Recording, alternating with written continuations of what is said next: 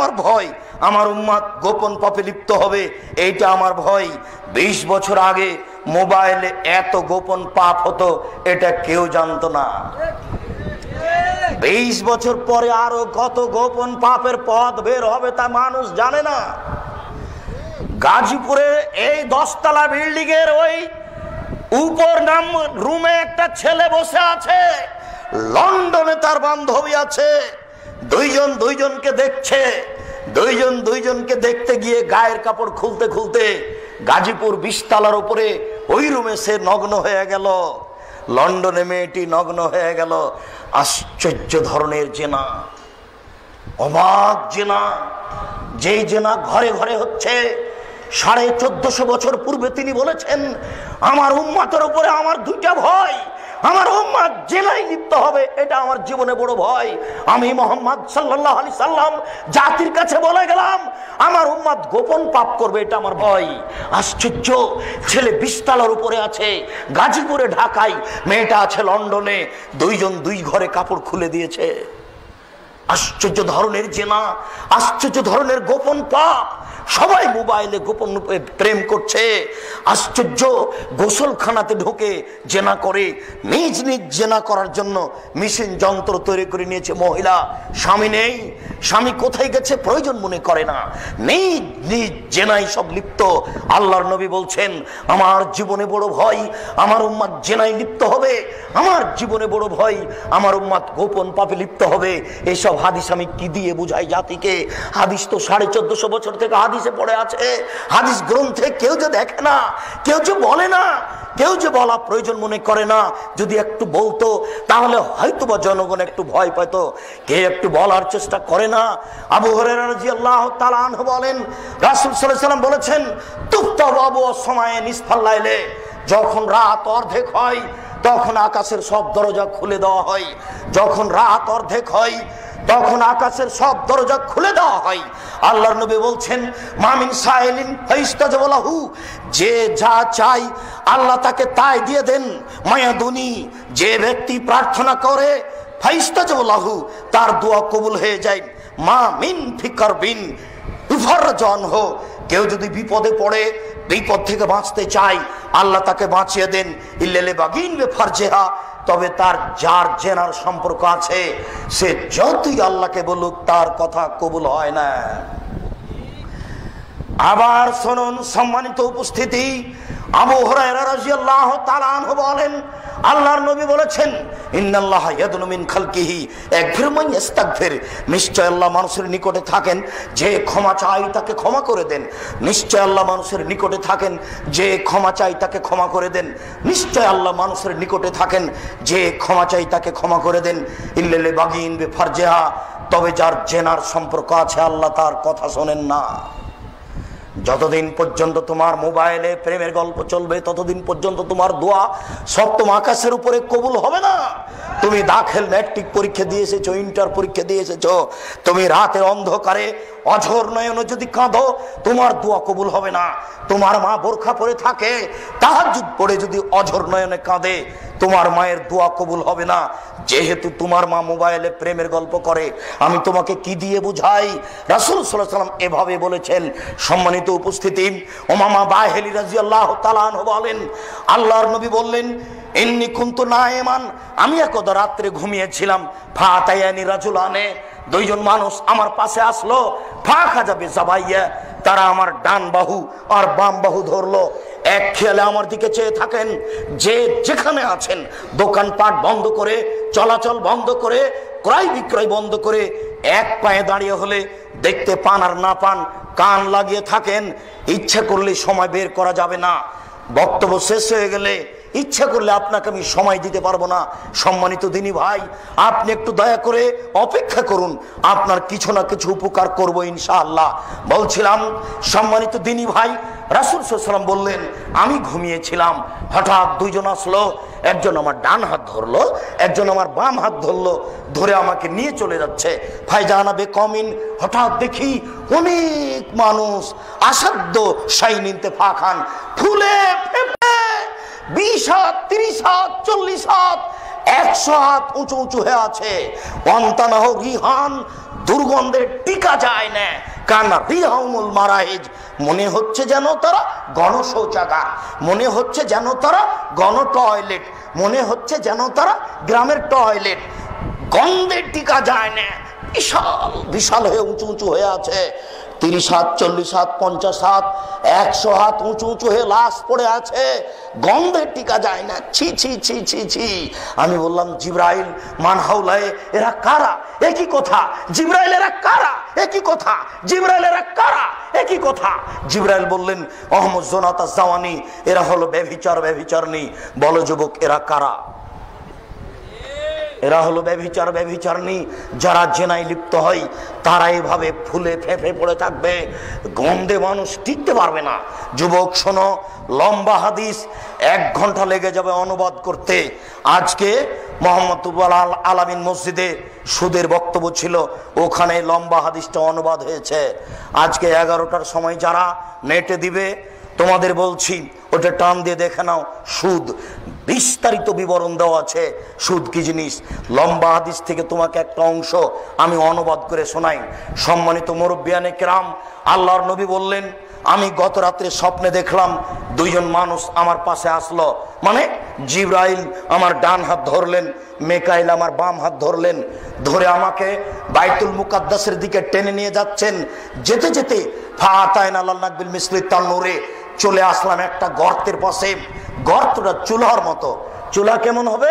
এই যে গাজীপুরে যেটা তান্দুরি রুটি করে, বুঝাতে পারলাম না, একটা মোটা রুটি আছে না যেটা গায়ে লাগিয়ে দেওয়া হয়, এরকম চুলা আমি দেখলাম।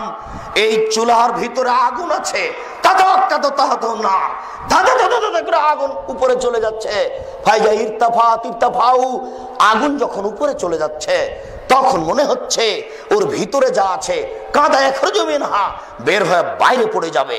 ফাইজা খামেদাত রাজাউ ফিহা, যখন আগুনটা একটু কমছে সবকিছু ভিতরে চলে যাচ্ছে। ফাইদা ফিহা রেজালুন অনেসাউন ওরাতুন, তাতে দেখি পুরুষ নারী উলঙ্গ অবস্থায় জমা ধরে আছে, আগুনের ভিতরে জ্বলছে, পুরুষ নারী উলঙ্গ হয়ে আছে, জমা ধরে আছে। আগুন যখন ধাঁধা ধাঁধা করে জোরে উপরে উঠছে, পুরুষ নারী আগুনের ভিতরে ধাঁধা করে উপরে চলে যাচ্ছে। আবার যখন আগুনটা কম হচ্ছে তখন আবার নিচের দিকে চলে যাচ্ছে। দৃশ্য দেখান বললাম জিবরাইল মান হাউলায়ে, এরা কারা? একই কথা। পুরুষ নারী উলঙ্গ অবস্থায় জমা ধরে আছে, আগুনের মধ্যে ধাঁধা করে জ্বলছে। ছি ছি ছি ছি, এরা কারা জিবরাইল? এরা কে? তখন জিবরাইল বললেন আহমদ জোনাত, তারা হচ্ছে ব্যভিচার ব্যভিচারনী। যুবক আমি তোমাকে কি দিয়ে বুঝাই যে না কত বড় মহাপাপ, তার বাস্তবতা কত কঠিন, তার পরকাল কত কঠিন, তার কিয়ামতের মাঠ কত কঠিন। আল্লাহ নবী বলছেন যেসব মহিলারা জেনায় লিপ্ত হয় তাদের লজ্জা স্থানের গন্ধে জাহান্নামীরা জাহান্নামে টিকতে পারবে না। যেসব মহিলারা জেনায় লিপ্ত হয় তাদের লজ্জা স্থানের গন্ধে জাহান্নামীরা জাহান্নামে টিকতে পারবে না। আমি কি দিয়ে বুঝাই জেনা কত খারাপ জিনিস, যারা জেনায় লিপ্ত হবে তাদের শরীর হাত কত গন্ধ করবে, আর একজন জাহান্নামে টিকতে পারবে না। সম্মানিত উপস্থিতি, আবু হুরায়রা রাদিয়াল্লাহু তাআলা আনহু বলেন রাসূল সাল্লাল্লাহু আলাইহি সাল্লাম বলেছেন আল বিকরু বিল বিকরি জিলদুমিয়া তাগরিবু সানা, অবিবাহিত ছেলে মেয়ে যদি জেনা করে তাহলে তাকে 100 লাঠি পিটিয়ে এলাকা থেকে 1 বছরের জন্য তাড়িয়ে দিতে হবে। তিনি বলেন আস-সাইবু বিস-সাইবার রাজম, বিবাহিত পুরুষ নারী যদি জেনা করে তাহলে তাকে ইট ঢেল পাথর দিয়ে মেরে মেরে মেরে ফেলতে হবে। আয়েশা রাদিয়াল্লাহু তাআলা আনহা বলেন রাসূল সাল্লাল্লাহু আলাইহি সাল্লাম বলেছেন মান কালা লা ইলাহা ইল্লাল্লাহ ওয়া আন্না মুহাম্মাদুর রাসূলুল্লাহ, যে ব্যক্তি বলবে লা ইলাহা ইল্লাল্লাহ ওয়া আন্না মুহাম্মাদুর রাসূলুল্লাহ, তাকে হত্যা করা যাবে না, তাকে মেরে ফেলা যাবে না। ইল্লা বিহিদা সালাসা, তবে 3টা পাপের কারণে মানুষকে হত্যা করা যায়। তবে 3টা পাপের কারণে মানুষকে হত্যা করা যায়। 3টা পাপের কারণে মানুষকে হত্যা করা যায়। 1 আত-তারিকু লিদিনিহি, ধর্মত্যাগী। কেউ যদি বলে আমি কোরআন মানি না তাহলে সরকারের পক্ষ থেকে তাকে ফাঁসি দিতে হবে। কেউ যদি বলে গাভীর দুধ হারাম, সরকারের পক্ষ থেকে তাকে ফাঁসি দিতে হবে। কেউ যদি বলে মদ হালাল, তাহলে সরকারের পক্ষ থেকে ফাঁসি দিতে হবে। সম্মানিত উপস্থিতি, বলছিলাম এই লোকটার গলায় ফাঁস দেওয়া হয়েছে, ফাঁস টান টান। তখন বলছে আমার ভুল হয়েছে, আমার ভুল হয়েছে। কথা আমি ফিরিয়ে নিলাম, এই লোকটাকে ফাঁস থেকে নামিয়ে দিতে হবে, এর ফাঁসি হবে না। 3 শ্রেণীর মানুষকে হত্যা করতে হয়, তার 1 শ্রেণীর মানুষ ধর্মত্যাগী, তবে তার বাঁচার পথ আছে। 2 কাতালা নাফসান, কেউ যদি কোনো মানুষকে হত্যা করে ফায়ুক্তালো, তাহলে তাকে হত্যা করতে হবে, এর নাম কেসাস। এই ছেলে শোনো, তোমার দাদা 90 বছর বয়স, 3 বার হজ করেছে, তাহাজ্জুদ পড়ে ঘর থেকে বের হচ্ছিলেন, মসজিদের দিকে যাবেন, ওই যে ওই পাড়ার ছেলেটা কালকে তোমার দাদাকে অকথ্য ভাষায় গালি দিয়েছে, তোমার দাদার একটা রাগ ছিল, তাহাজ্জুদ পড়ে বের হয়ে ঘর থেকে বের হতে ওই ছেলেটা এক থাপ্পড়ে ছেলেটা মারা গেল। এবার তোমার দাদাকে হত্যা করতে হবে। বুঝাতে পারলাম না? এর নাম কেসাস, এর নাম কেসাস। তবে তোমার দাদার বাঁচার পথ আছে। ওই ছেলের বাপ মা যদি বলে আচ্ছা যাক যাক যাক, ও আমার ছেলে মেরেছে, আমরা তাকে মারবো না, তাহলে তোমার দাদা বেঁচে যাবে। তবে পাপটা ছিল হত্যার যোগ্য। শোনো, কেউ যদি জেনা করে বিবাহের পরে, তাহলে দুনিয়াতে তাকে বাঁচানোর কোনো পথ নেই। একটা আশ্চর্য পাপ, পৃথিবীতে এরকম কোনো পাপ নেই যাতে বেঁচে থাকার সুযোগ হারিয়ে যায়। আশ্চর্য ধরনের পাপ। একটু খেয়াল করুন, এক খেয়ালে চেয়ে থাকবেন, 19-20 হয় না যেন, নড়াচড়া করবেন না, নইলে অনুবাদ বুঝতে পারবেন না। এইদিকে দেখেন, গামেদ সম্প্রদায়ের একজন মহিলা আসলো আল্লাহ রাসূলের দরবারে, এসে বলছে তাহেরনি ইয়া রাসূলুল্লাহ, হে আল্লাহ রাসূল আমাকে পবিত্র করুন। তখন আল্লাহ রাসূল বললেন, এই যেই তুমি বাড়ি ফিরে যাও, আস্তাগফিরুল্লাহ, আল্লাহর নিকটে ক্ষমা চাও, ও তুবি ইলাইহি, তুমি তওবা করো, তোমার পাপ ক্ষমা হয়ে যাবে। তখন মহিলাটি বলছে আতুরাদুনি কামারা দাত্তা মাইজুবে মালিক, মাইজুবে মালিকের আপনি বিচার করেননি, মুহাম্মদ সাল্লাল্লাহু আলাইহি সাল্লাম আপনি মাইজুবে মালিকের বিচার করেননি, বারবার তাকে ফিরিয়ে দিচ্ছিলেন, সেইভাবে কি আপনি আমাকে ফিরিয়ে দিতে চাচ্ছেন? ওয়ান্না হুবলা মিনাজ জিনা, আমার পেট উঁচু হয়েছে অবৈধ সন্তানে, আমার পেটে অবৈধ সন্তান রয়েছে, দয়া করে আমাকে ফিরিয়ে দিন না, আমার বিচার করে দেন, দয়া করে আমাকে ফিরিয়ে দিন না, আমার বিচার করে দেন। তখন আল্লাহ রাসূল বলেন আচ্ছা ঠিক আছে, এই যে এই হাতা তালে দি, তুমি বাড়ি চলে যাও, যেদিন তোমার বাচ্চা হবে আসিও, তোমার বিচার করে দেবো। মহিলা চলে গেল। মুসলিম গ্রন্থে এসেছে যে বাচ্চা সবেমাত্র প্রসব হয়েছে, ওই বাচ্চাকে নেকড়ায় জড়িয়ে নিয়ে এসে আল্লাহ রাসূলের দরবারে এসে বলছে আল্লাহ রাসূল এ দেখেন বাচ্চা প্রসব হয়েছে, এ দেখেন বাচ্চা।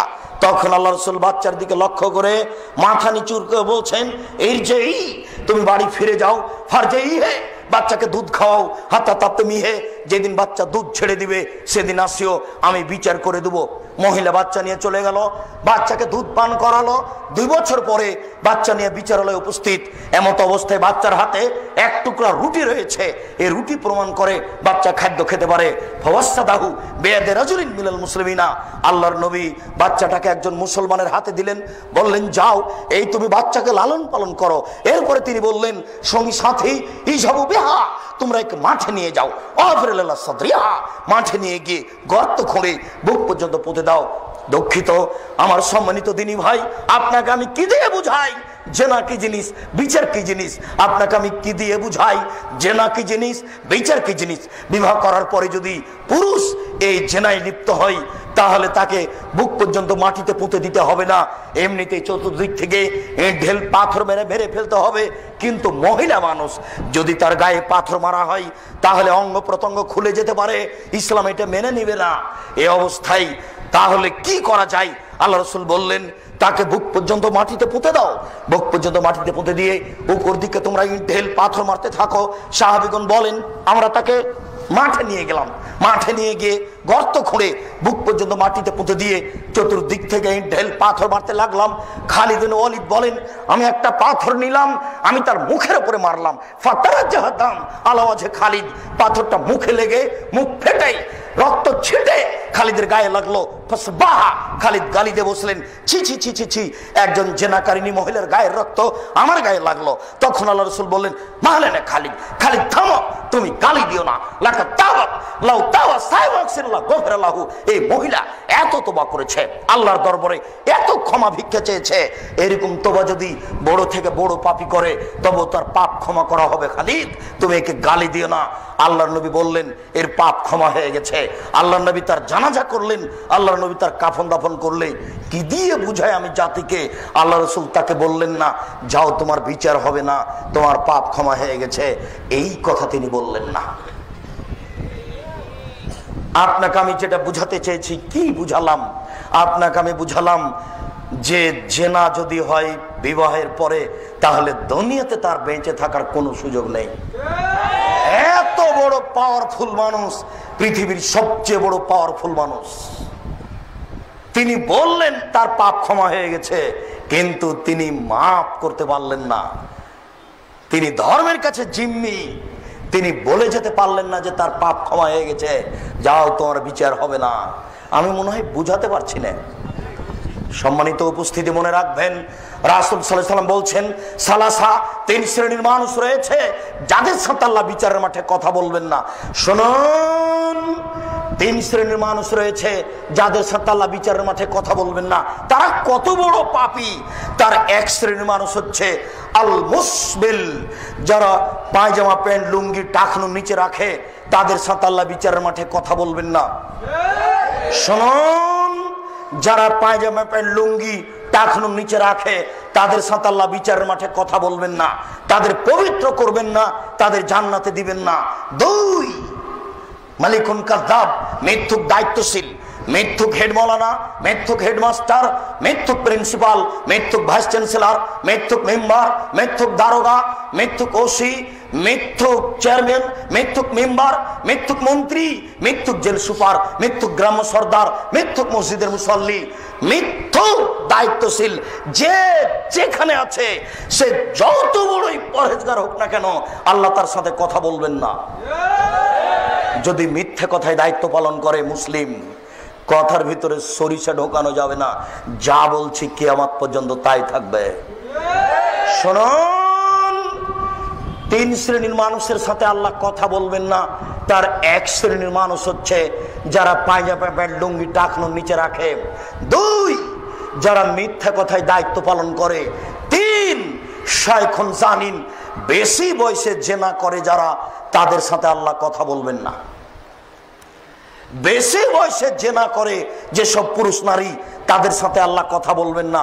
এই কথাটি বুঝার জন্য আর একটা হাদিস পেশ করছি, আমার দিকে খেয়াল করেন। ইন্নালিল্লাহি মিয়া রাহমা, আল্লাহর নিকটে ছিল 100টি দয়া, আল্লাহর নিকটে ছিল 100টি দয়া, আল্লাহর নিকটে ছিল 100টি দয়া। আনজালা মিনহা রাহমাতান ওয়াহিদা বাইনাল জিন্নি ওয়াল ইনসি ওয়াল হাম্মি ওয়াদ দাওয়াবি, তার একটি দয়া আল্লাহ ভাগ করে দিয়েছেন জিনের মাঝে, মানুষের মাঝে, পশু প্রাণীর মাঝে। একটি দয়ার ভাগ পেয়ে মানুষ তার মেয়েকে আম্মু বলে ডাকে, চুমা খায়। একটি দয়ার ভাগ পেয়ে কুকুর তার বাচ্চাকে আদর করে ডাকে। একটি দয়ার ভাগ পেয়ে গাভী তার বাচ্চাকে জিহ্বা দিয়ে চাটে। একটি দয়ার ভাগ পেয়ে সাপ তার বাচ্চাকে আদর করে ডাকে। একটি দয়ার ভাগ পেয়ে সিংহ তার বাচ্চাকে আদর করে দুধ খাওয়ায়। আর 99টি দয়া আল্লাহ নিজের কাছে রেখেছেন। ইয়ারহামু বিআলা ইবাদিহি, এই দয়াগুলি দিয়ে আল্লাহ বিচারের মাঠে মানুষকে ক্ষমা করবেন। কি দিয়ে বোঝায় আপনাকে আমি বিচারের মাঠে আল্লাহ কত দয়াশীল হবেন? এরপরেও তিন শ্রেণীর মানুষের সাথে আল্লাহ কথা বলবেন না, তারা কত বড় পাপী। আমি মনে হয় পূর্ণ বুঝাতে পারলাম না। আল্লাহর কাছে কতটি দয়া ছিল? 100। তার একটা দয়া আল্লাহ প্রাণীকে দিয়েছেন। প্রাণী বুঝা যায় না মনে হয়, প্রাণীর মধ্যে দিয়ে দিয়েছেন। এই একটি দয়ার ভাগ পেয়ে গাভীটা তার বাচ্চাকে এইভাবে চাটে খাচ্ছে, এইভাবে জিহ্বা দিয়ে চাটছে। আর একটি দয়ার ভাগ পেয়ে আপনার মেয়েকে আপনি এইভাবে চুমা খাচ্ছেন। 99টা দয়া আল্লাহ নিজের কাছে রেখেছেন। এইগুলি দিয়ে বিচার মাঠে আল্লাহ মানুষকে মাফ করবেন। এরপরে আল্লাহ তিন শ্রেণীর মানুষের সাথে কথা বলবেন না, তারা কত বড় পাপী। আমি আপনাকে কি দিয়ে বুঝাই তারা কত বড় পাপী?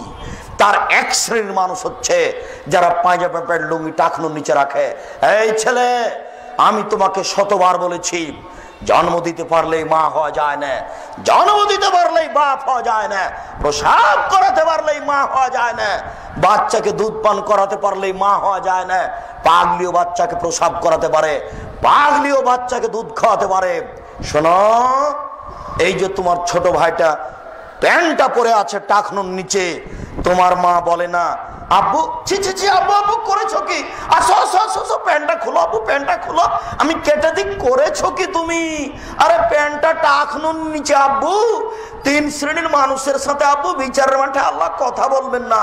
তার এক শ্রেণীর মানুষ হচ্ছে যারা পায়জামা প্যান্ট লুঙ্গি টাকনুর নিচে রাখে, আব্বু খুলো খুলো খুলো কেটে দিই। এই কথা তোমার মা বলতে পারে, পাগলি বলতে পারে না। যদি তোমার মা না বলে তাহলে তোমার মা পাগলির চেয়ে খারাপ কিনা বলো? তোমার মাকে যদি আমি অশিক্ষিতা প্রমাণ করতে না পারি, জাতির সামনে বক্তব্য দেব না। তোমার মা এই কলেজের প্রধান শিক্ষিকা, প্রিন্সিপাল। তোমার মা হাই স্কুলের হেডমাস্টার হতে পারে, 14 বার মাস্টার ডিগ্রি পাস করলেও তোমার মা জানে না বাচ্চাকে কিভাবে লালন পালন করতে হয়। এমনিতেই পশু প্রাণীর মতো বাচ্চাকে খাওয়িয়ে নিয়ে বাচ্চাকে কোলে তুলে রিক্সায় নিয়ে চলে গেছে স্কুল। দেখো না, রাত দিন তোমার মা যাচ্ছে, ও জানে বাচ্চাকে কিভাবে লালন পালন করতে হয়, বাচ্চাকে কিভাবে দুধ খাওয়াতে হয়, সেটাই জানে না। বলছিলাম, সম্মানিত উপস্থিতি, যুবক, বৈঠকের যুবতী, আমি আপনাদের বলছি, নিরাশা হবেন না। আব্দুর রাজাক সাহেব যেভাবে বললেন বাঁচার পথ কি সেইটা বলেন। আজকে যা বললেন তাতে তো বাঁচার পথ দেখি না, বাঁচার পথ কি সেইটা বলেন একটু। জি, দয়া করে আপনি অপেক্ষা করুন, আপনাকে আমি বাঁচার পথ বলছি। মনে রাখবেন, বড় পাপ দুই ভাগে বিভক্ত, একগুলি আল্লাহর সাথে জড়িত, একগুলি মানুষের সাথে জড়িত। মনে রাখবেন, বড় পাপ দুই ভাগে বিভক্ত, একগুলি আল্লাহর সাথে জড়িত, একগুলি মানুষের সাথে জড়িত। এই ছেলে, তোমার বাপ কোটি কোটি টাকা সুদ খেয়েছে, ঢাকা শহরে কয়েকটা বাড়ি, কোটি কোটি টাকা ব্যাংকে জমা আছে সুদের। আল্লাহর নবী বলেছেন, কেউ যদি জেনে শুনে 1 টাকা সুদ খায়, 36 বার জেনা করে যত পাপ হবে, 1 টাকা সুদ খেলে তার চেয়ে বেশি পাপ হবে। আল্লাহর নবী বলেছেন, সুদের পাপের 70টি ভাগ রয়েছে। ছোট ভাগ হলো মার সাথে জেনা করলে যেমন পাপ হয়। শোনো, আজকে যদি তোমার বাপ রাতে হাত তুলে আল্লাহকে বলে, আল্লাহ আমার ভুল হয়েছে, তুমি আমাকে মাফ করো, আমি সুদের লেনদেন বন্ধ করলাম, আর কোনোদিন সুদ খাবো না, এই কথাটা বলেই যদি তোমার বাপ মারা যায়, ইনশাল্লাহ জান্নাত হবে, হবে ইনশাল্লাহ। কেন? এই পাপ কার সাথে জড়িত? আল্লাহর সাথে জড়িত। এইবার তোমাকে বলি, ওই যে গাজীপুর ওই মোড়ে একটা রিক্সায় উঠেছ, এখানে নেমে বলছো কত টাকা ভাড়া? বললো 100 টাকা। 2 থাপ্পড় বেটা, দলীয় দাপট দেখো, 2 থাপ্পড় বেটা, 20 টাকা ভাড়া, 100 টাকা চাও। দিয়ে 20টা টাকা দিয়ে 2টা থাপ্পড় দিয়ে বিদায় করে দিল। এখন ক্ষমা নাও দেখি, কিয়ামত পর্যন্ত কাঁদো, কিয়ামত পর্যন্ত, মরা পর্যন্ত যদি কেঁদে এই পাপ ক্ষমা হয়ে যায়, ইসলাম ধর্ম মিথ্যা। নাউজুবিল্লাহ, ইসলাম ধর্ম মিথ্যা নয়। শোনো, এই পাপ যদি ক্ষমা হয়ে যায়, আল্লাহ হবেন অত্যাচারী। এই পাপ যদি ক্ষমা হয়ে যায়, আল্লাহ হবেন অত্যাচারী। আল্লাহ বলেছেন, আমার উপরে আমি আল্লাহ অত্যাচার হারাম করেছি, আমি অত্যাচার করব না। আব্দুর রাজাক সাহেব, তাহলে ক্ষমা হবে কিভাবে? রিক্সাওয়ালাকে খুঁজে বের করতে হবে, হাত ধরে বলতে হবে, ও রিক্সাওয়ালা, আমি বুঝতে পারিনি গো, তোমাকে 1 থাপ্পড় মারা আমার ভুল হয়েছে, তুমি আমাকে মাফ করো। এই কথা বলা ছাড়া ইহকালে পরকালে কোথাও আর ক্ষমা নেই। আশ্চর্য পাপ, মানুষের সাথে জড়িত পাপ। তুমি তো আর বুঝতে পারছো না, চেয়ারম্যান, মেম্বার, এমপি, মন্ত্রী কত বিপদে আছে। তারা যদি বিপদ বুঝতে পারতেন, তাহলে জনগণের সামনে হাত জোড় করে বলতেন, জনগণ আমার ভুল হয়েছে, জনগণ আমার ভুল হয়েছে। আমার গাজীপুর বাজারে আমার বাপের 1 শতক জমি আছে, ওখানে আমি একটা দোকান করে বাকি জীবন খাবো, আমি দায়িত্ব পালন করবো না, আমি চলে গেলাম। উনি বুঝতে পারছেন এটা কত কঠিন। কি করে? একটু। কি করে? একটু। কিভাবে? একটু। 1 বস্তা গম ছিল জনগণের, আর 1 বস্তা গম ছিল তার বাপের। তো ওখান থেকে কিছু গম এদিকে চলে এসেছে। না না না, কিছু নয়, 100 না, 100 নয়, একটা গম 10-এর এদিকে চলে এসেছে। চেয়ারম্যান সাহেব দেখলেন যে 10-এর গমের মধ্যে থেকে একটা গম আমার ভিতরে চলে আসলো। চেয়ারম্যান সাহেব গমটা ওইদিকে করলেন না, এবার তিনি হজ করতে চলে গেলেন। হজ করতে গিয়ে কাবা ঘরের গিলাপ ধরে কাঁদছেন, আল্লাহ আমার ভুল হয়েছে, মাফ করো, আল্লাহ কিছু গম আত্মসাৎ হয়েছে, তুমি মাফ করো। এইভাবে কাঁদতে যদি থাকেন, এক পর্যায়ে আল্লাহ বলবেন, ও চেয়ারম্যান সাহেব, আরে যে না ছিল আমার ব্যাপার, যত বড় পাপ হোক না কেন। ও চেয়ারম্যান সাহেব, সুদ ছিল আমার ব্যাপার, যত বড় পাপ হোক না কেন, গম যে আমার নয় গো, গম যে জনগণের, আমার কাছে ক্ষমা হবে না, জনগণের কাছে ফিরে যাও। বুখারী মুসলিম আল্লাহ রাসূল বলেছেন, যে দায়িত্বশীল যত বড় গাদ্দার, ধোঁকাবাজ, প্রতারক, তার পিছনে পতাকা হবে তত বড়। হেডমাস্টারকে গিয়ে ছেলেটা বলছে, স্যার আমার ভর্তির জন্য 3000 টাকা রাখেন। তো 3000 টাকার 2000 টাকা রেখে 1000 টাকা পকেটে করে নিয়ে মাছ কিনে বাড়ি চলে গেল। ও হেডমাস্টার সাহেব, বুঝতে পেরেছেন এটা কত বড় জটিল, বাকি জীবন আর ক্ষমা হবে না। আমি বুঝাতে পারছি না মনে হয়, বাকি জীবন আর ক্ষমা হবে না। এটার পথ কি এটা একটু বলবো, কিন্তু পাপ এত জটিল, আপনাকে আমি কি দিয়ে বুঝাই। এইটা আপনার বাপের জমি, 62, 72 জমি জরিপ আছে, নিখুঁত জমি, ওখানে আপনি আলু চাষ করেছেন। আলু চাষ করে এই গাজীপুর বাজারে বড় আলুগুলি মুখের উপরে রেখে মাত্র 5 টাকা ঠগে বিক্রি করলেন, এখন ক্ষমা নেন দেখি। কিয়ামত পর্যন্ত কাঁদলে ক্ষমা হবে না। যত মানুষকে ঠগে আলু বিক্রি করেছেন, সবার কাছে টাকা ফেরত দিতে হবে। গরু জবে করেন, বিক্রি করেন, গোস্ত গরু জবে করেন, বিক্রি করেন, দিনে কোটি টাকা ইনকাম করেন, তাতে আসে যায় না, কিন্তু প্রত্যেক দাঁড়িতে 50 করে গোস্ত কম দিয়েছেন, এবার ক্ষমা নেন দেখি। বুঝাতে পারলাম না যে না, যত বড়ই পাপ হোক না কেন, এখনই যদি আল্লাহকে বলেন, চোখের পানি ফেলে, আল্লাহ আমার ভুল হয়েছে, আমাকে মাফ করো, একবার বললেই ক্ষমা হয়ে যাবে ইনশাআল্লাহ। শতবার আপনি কেঁদে বলেন সেটা ভিন্ন কথা, এটা আল্লাহর সাথে জড়িত পাপ ক্ষমা করা সহজ। শুনুন সম্মানিত উপস্থিতি, আমরা আব্দুর রাজাক সাহেবের মুখে শুনেছি অজু করে নামাজ পড়তে হয়, পানি নেই, তায়াম্মুম করে নামাজ পড়তে হবে, মাটি নেই, বিনা অজুতে বিনা তায়াম্মুমে নামাজ পড়তে হবে।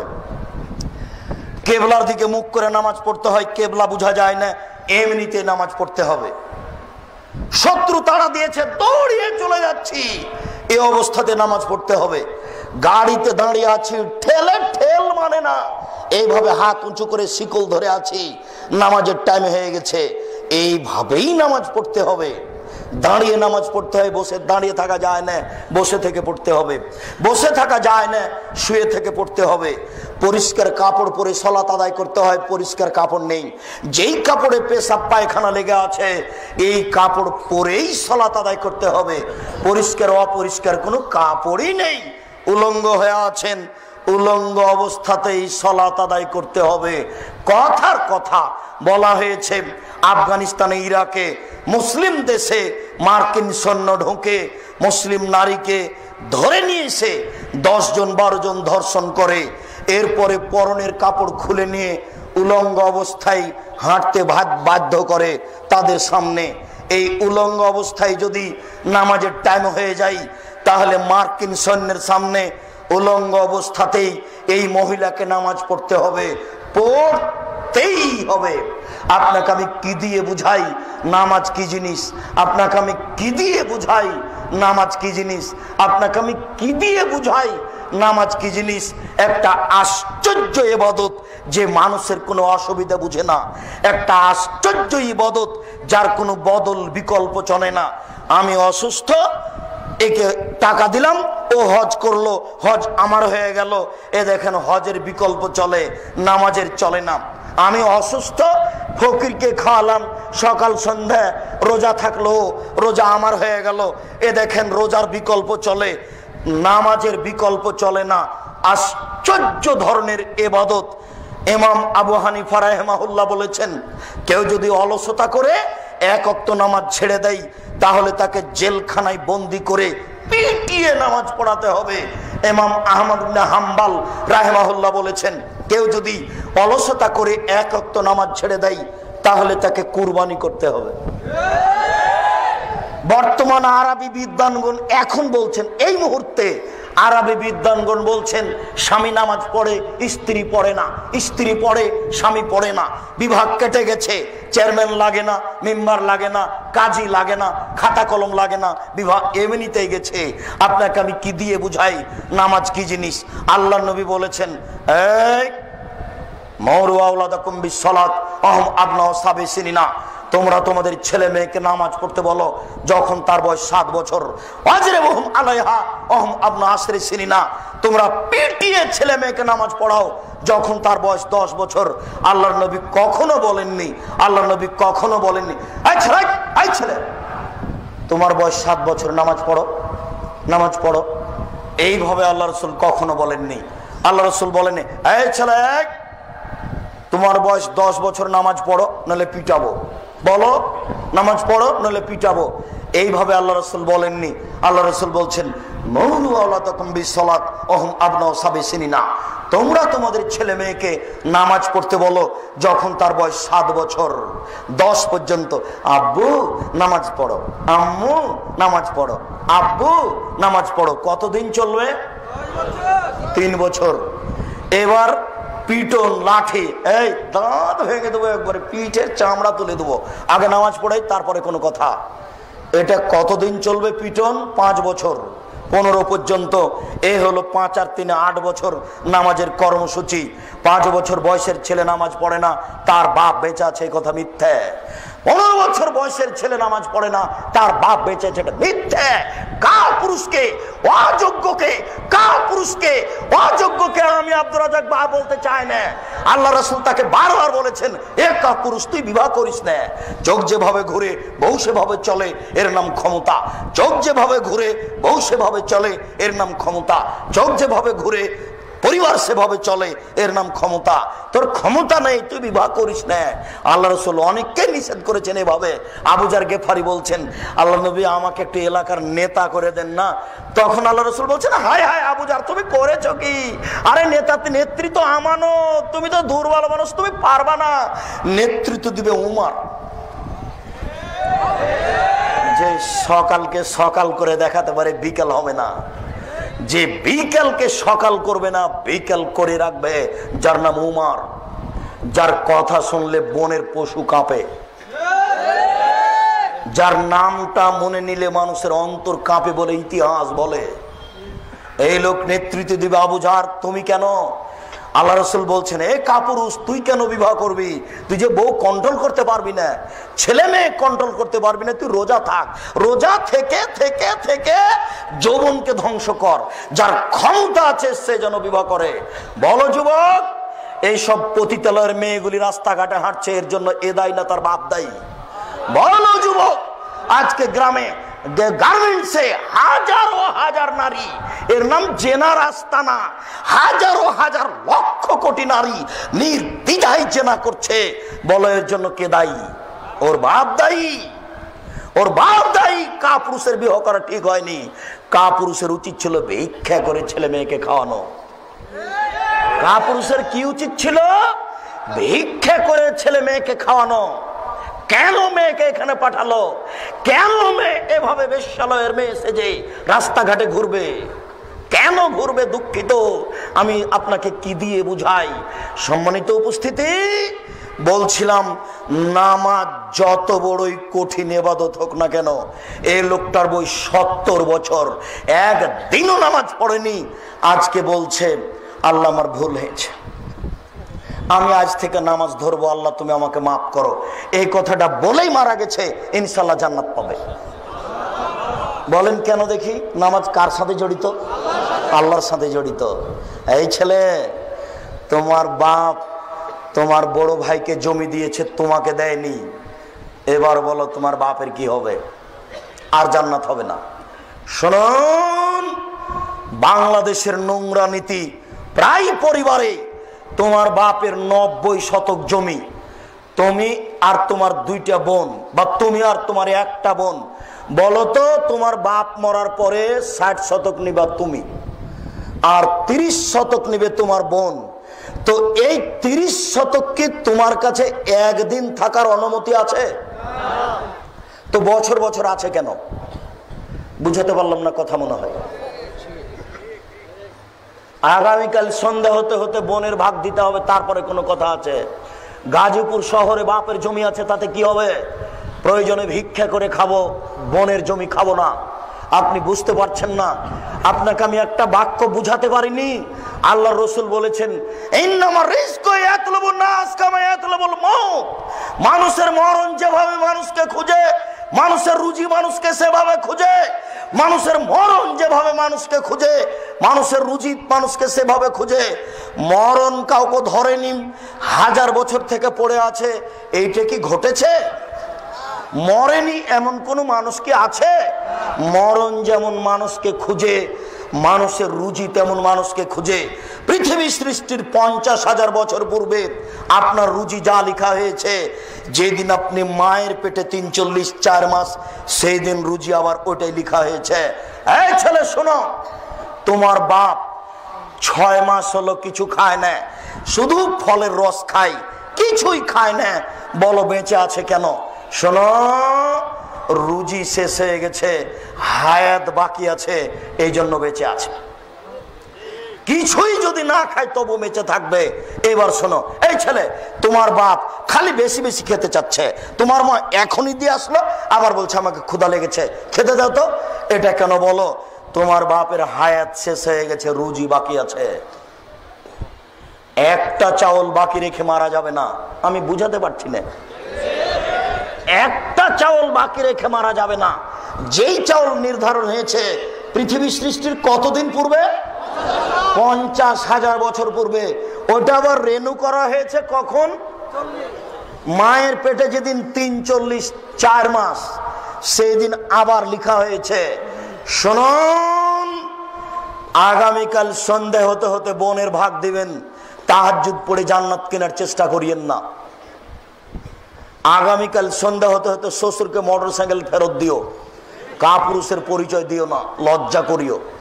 লজ্জা থাকা উচিত, লজ্জা করিও। বক্তব্যের সাথে মুনাফিকি করো না। আব্দুর রাজাক সাহেব, বুঝতে পেরেছি মানুষের সাথে জড়িত পাপ সবচেয়ে জটিল, কঠিন। আল্লাহর সাথে জড়িত পাপ খুবই ক্ষমা নেওয়া সহজ। জেনা আল্লাহর সাথে জড়িত পাপ। জি, জেনা আল্লাহর সাথে জড়িত পাপ। নিরাশা হবেন না, আপনাকে আমি কয়েকটি পথ দেখাচ্ছি। এই ছেলে শোনো, আজকে যদি তুমি মোবাইলে গল্প বন্ধ করতে পারো, যত নাম্বার আছে কেটে দিতে পারো, আর যদি বলতে পারো জিন্দেগিতে আমি আর কোনোদিন কোনো মেয়ের সাথে কথা বলবো না, তোমার মায়ের নাম্বার ছাড়া আর কোনো নাম্বার থাকবে না, এখন তুমি যদি পৃথিবীর যে কোনো বিপদে পড়ো, আল্লাহ তোমাকে বাঁচিয়ে দিবে ইনশাআল্লাহ। আব্দুর রাজাক সাহেব এত বড় কথা বললেন, দলিল আছে তো? তা তো অবশ্যই। দলিল ছাড়া আমি কোনো বাক্য ব্যবহার করি না। বলেন দেখি। এদিকে শোনো, তুমিও জানো। 3 জন মানুষ রাস্তায় হাঁটছিল, বুখারী মুসলিম। হাঁটতে হাঁটতে বৃষ্টি আসলো, গর্তে ঢুকে গেল। পাথর একটা উপর থেকে এসে গর্তের মুখে পড়ে গেল। বের হতে পারে না, ঠেলতেও পারে না, ধাক্কা দিতে পারে না। 3 জনের একজন বলল, আল্লাহ, আমার বাপ মাকে ভালোবাসতাম, পাথরটা সরিয়ে দেন। আচ্ছা ঠিক আছে, কিছু অংশ দিলাম। দ্বিতীয় জন বলল, আল্লাহ, আমি একটা লোককে কাজের জন্য নিয়েছিলাম, অর্ধেক দিন কাজ করে চলে গেল, আমি টাকা দিতে চাইলাম, নিল না। অনেকদিন পরে এসে বলছে টাকা দেন। আমি বললাম গরু ছাগল নিয়ে যাও, বলল মজাক করবেন না, একদিনের টাকা দেন। আমি বললাম তোমাকে মজাক করিনি, তুমি সব গরু ছাগল নিয়ে যাও। নিয়ে চলে গেল। তোমাকে সন্তুষ্ট করার জন্য যদি করে থাকি, তাহলে আজকে পাথর সরিয়ে দাও। আল্লাহ বললেন আচ্ছা ঠিক আছে, সরিয়ে দিলাম। 3 জনের তৃতীয় জন বলল, আল্লাহুম্মা ইন্না বিনতা মিন লি উহিব্বুহা কাইহুব্বু কা আসাদতে হুব্বুর রাজালান নিসা। আমার চাচার একটি মেয়ে ছিল, আমার চাচাতো বোন, আমি তাকে এত বেশি ভালোবাসতাম, পৃথিবীর মানুষ নারীকে যা ভালোবাসে তার চেয়ে 1,00,000 কোটি গুণ বেশি আমি ভালোবাসতাম। আমি তার সাথে জেনা করতে চাইলাম, সে নাকচ করে দিল। সে বলল যদি 100টি স্বর্ণের টাকা দিতে পারো আমি রাজি। আমার বোন বুঝেছিল আমি গরিব মানুষ, 100টি স্বর্ণের টাকা সংগ্রহ করতে পারবো না। আমি হাড় ভাঙা পরিশ্রম করে 100টি স্বর্ণের টাকা সংগ্রহ করলাম। আমি বললাম এ নাও টাকা। টাকা হাতে নিল, জালাস্ত বাইনা রিজলাইহা, আমি তার 2 পায়ের মাঝে বসলাম, এখন জেনা করব। ও আমাকে বলল আব্দাল্লাহ, এ আল্লাহর বান্দা, ইত্তাকিল্লাহ, আল্লাহকে ভয় কর, ওয়ালা তাবতাহিল খাতামা, আমাকে ওয়াসতি করিস না বান্দা। এ আল্লাহর বান্দা, আল্লাহকে ভয় কর, আমাকে ওয়াসতি করিস না। আমি একজন অসতী নারী হতে চাই না, তুই আমাকে ওয়াসতি করিস না। ফাকুমতানহা, আমি ওখান থেকে উঠে গেলাম। যদি তোমার ভয়ে করে থাকি তুমি পাথর সরিয়ে দাও। আল্লাহ পাথর সরিয়ে দিলেন। বুখারী মুসলিম। বলো তুমি বিপদ থেকে বেঁচে যাবে ইনশাআল্লাহ। দেখো তুমি মানুষ, মানুষই পারে, পশু প্রাণী পারে না। এই ত্যাগ তিতিক্ষায় কে যেতে পারে? মানুষই পারে। এই ত্যাগ তিতিক্ষায় কে যেতে পারে? মানুষই পারে। দেখবে তুমি ইমান, একটু দেখো, 1 মিনিট দেখবে তুমি ইমান, একটু দেখো, 1 মিনিট দেখো। তোমার মাকেও বলছি, তোমার বোনকেও বলছি, দেখো ইমান কাকে বলে। দেখো জেনা থেকে নিজেকে বাঁচানোর পথ দেখো। ইব্রাহিম আলাইহিস সালাম বললেন, সারা স্বৈরাচারী শাসক তোমাকে ডেকে পাঠিয়েছে, আমি রক্ষা করতে পারলাম না, তুমি স্বৈরাচারী শাসকের কাছে যাও। সারা নির্জনে স্বৈরাচারী শাসকের ঘরে ঢুকলেন। শাসক বসেছিল, ঢুকতে দাঁড়িয়েছে, গায়ে হাত লাগাবে তাই হাতটা বাড়িয়েছে। সারা বললেন, থামো, আগে ওযু হবে, 2 রাকাত সালাত হবে, তারপরে কোনো কথা। সারা ওযু করলেন, 2 রাকাত সালাত আদায় করলেন। 2 রাকাত সালাত আদায় করে বলছেন, আল্লাহুম্মা, হে আল্লাহ, ইন কুনতা আমানতু বিকা ওয়া রাসূলিকা, আমি সারা যদি তোমাকে বিশ্বাস করে থাকি, আমি সারা যদি তোমার নবী ইব্রাহিমকে নবী বলে বিশ্বাস করে থাকি, আমি বলি না ইব্রাহিম আমার স্বামী, আমি বলছি ইব্রাহিম নবী। ওয়াহাসানতু ফারজিল্লাহ জাওজি, আমার লজ্জা স্থানকে জিন্দেগিতে আমার স্বামী ছাড়া কাউকে ব্যবহার করতে দিনি। এই 3টা কথা যদি ঠিক হয়ে থাকে, 1, আমি তোমাকে বিশ্বাস করি, 2, আমি তোমার নবী ইব্রাহিমকে বিশ্বাস করি, 3, জিন্দেগিতে আমি কোনোদিন জেনায় লিপ্ত হইনি, আমার লজ্জা স্থান কাউকে আমি ব্যবহার করতে দিনি। এই কথা 3টা যদি ঠিক হয়ে থাকে, ফালা তুসাল্লিত আলাল কাফিরা, এই স্বৈরাচারী শাসককে আমার উপরে জয় করবে না, ও যেন আমার গায়ে হাত লাগাতে না পারে। কথা শেষই হয়নি, ফাগুত্তা অজ্ঞান হয়ে উল্টে পড়ে গেছে। কথা শেষই হয়নি। আমি তোমাকে কি দিয়ে বুঝাই ইমান কি জিনিস? বুখারী মুসলিম। আমি তোমাকে কি দিয়ে বুঝাই ইমান কি জিনিস? তোমার বোনকে একটু বলতে দেখো, বলো দেখি, বলুক দেখি। তোমার বোন আঁটো সাঁটো কামিজ পরে আছে, জাতিকে তার উঁচু নিচু দেখিয়ে জাহান্নামে ঠেলে দিয়ে জান্নাত কিনতে চাচ্ছে। বলো কি বলবে আল্লাহকে? ও কি বলতে পারে? তোমার বাপ, তোমার মা নগ্ন পোশাক পরে চলে, বেশ্যালয়ের মেয়েকে দিন রাত দেখে, বলো তোমার মা আল্লাহকে কি বলতে পারে? ছোট ব্লাউজ পরে দিন রাত ঘুরে, বলো তোমার মা আল্লাহকে কি বলতে পারে? দেখেছো ইমানের কত পাওয়ার, দেখেছো ইমানের কত ক্ষমতা। বলছে ভাবে, 1, আমি যদি তোমাকে বিশ্বাস করে থাকি, 2, তোমার নবী ইব্রাহিমকে যদি আমি বিশ্বাস করে থাকি, 3, জিন্দেগিতে যদি আমি কোনোদিন লজ্জা স্থানকে আমার স্বামী ছাড়া কাউকে দিয়ে না থাকি, এই কথা 3টা যদি আমার সত্য হয়ে থাকে, তাহলে এই যেন আমার গায়ে হাত লাগাতে না পারে। কথা শেষই হয়নি, অজ্ঞান হয়ে গেছে। ইমান কাকে বলে দেখো, 1 মিনিট আর একটু দেখো, ইমান কাকে বলে দেখো, দেখো 1 মিনিট। কালা আসহাবু মূসা, মুসা আলাইহিস সালামের সঙ্গী সাথী বললেন, ইন্নাল্লাহ মুদরাকুন, আমরা বন্দী, ডানে ফেরাউন, বামে ফেরাউন, পিছনে ফেরাউন, সামনে সাগর। ডানে ফেরাউন, বামে ফেরাউন, পিছনে সাগর, পিছনে ফেরাউন, সামনে সাগর। বাঁচার কোনো পথ নেই। সঙ্গী সাথে বললেন, মুসা আমরা বন্দী, আমরা আটকা পড়েছি। ডানে ফেরাউন, বামে ফেরাউন, পিছনে ফেরাউন, সামনে সাগর। মুসা আমরা বন্দী, আমরা আটকা পড়েছি। তখন মুসা আলাইহিস সালাম বলছেন, কাল্লা, কখনো নয়, অসম্ভব হতে পারে না। কাল্লা, কখনো নয়, অসম্ভব হতে পারে না। কিন্তু মায়া রব্বি, আমার সাথে আমার প্রতিপালক রয়েছেন, সায়াদিনী, তিনি আমাকে পথ দেখাবেন। অসম্ভব ফেরাউন আমাকে ধরতে পারে না, অসম্ভব ফেরাউন আমাকে ধরতে পারে না।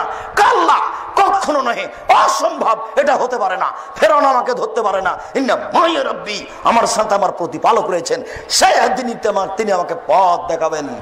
যুবক, তুমি মনে রেখো, মুসা আলাইহিস সালাম নিজেই জানেন না পথ কি হতে পারে।